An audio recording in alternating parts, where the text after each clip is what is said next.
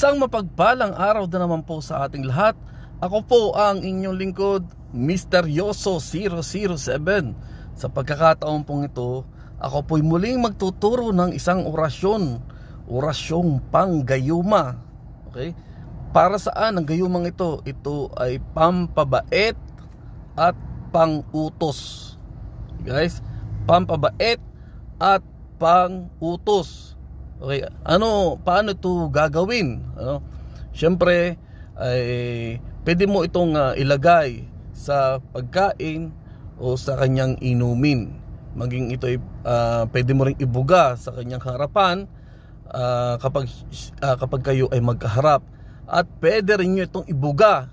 Ito na guys, pwede rin nyo itong ibuga kahit kayo nag-uusap sa video call. Okay guys? So ito na yung hinihintay ng iba na pang LDR, pampabait at pangutos. Okay? So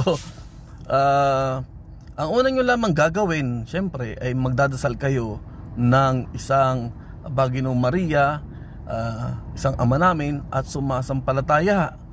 Pagkatapos nyan ay inyo nang bibigkasin ang orasyon ng 3 ulit.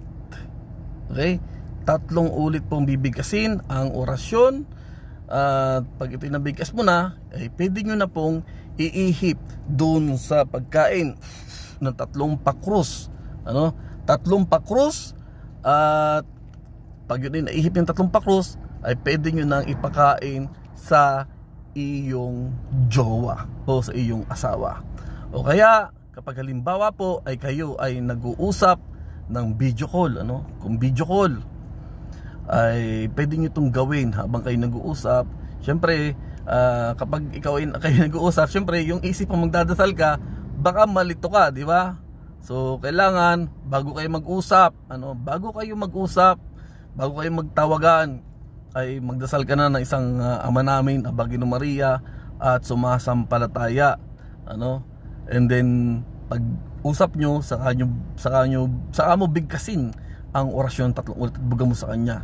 So hindi mawawala sa isipan mo yung magdasal kasi nakapagdasal ka na at orasyon na lang ang bibigkasin mo. So technique yan, di ba? So guys, gawin lang ito ng tama at may paniniwala at sigurado po na ang iyong partner, kung nasaan man siya, kung halimbawa LDR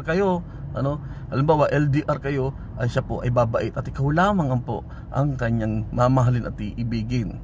Susundin niya lahat ng sinasabi mo. Halimbawa, sinabi mo na huwag kang mababae dyan, ha?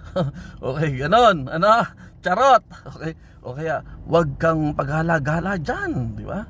O kaya ay sasabihin mo na mahalin mo ako, ha? Ganon, di ba? Mahalin mo ako. Ako lamang ang iyong mamahalin. Yun, pampabait at pangutos sa iyong partner. So, ito na, ang dami natin sinasabi. So, guys, ito ang gagawin mo. Pang LDR ito at pwede rin pang malapitan o magkasama kayo. Okay? So, magdasal ka ng isang Ama Namin, isang Baginong Maria, isang sumasampalataya at bigkasin mo ang orasyong ito ng 3 ulit. 3 ulit. Ito ang orasyon Soder Supaul Suraas. Yan. Bigkasin lang 3 ulit at iihip mo doon sa iyong minamahal ng pakrus. Siyempre huwag mong papalata, di ba? Huwag mong papalata, inihipan mo siya.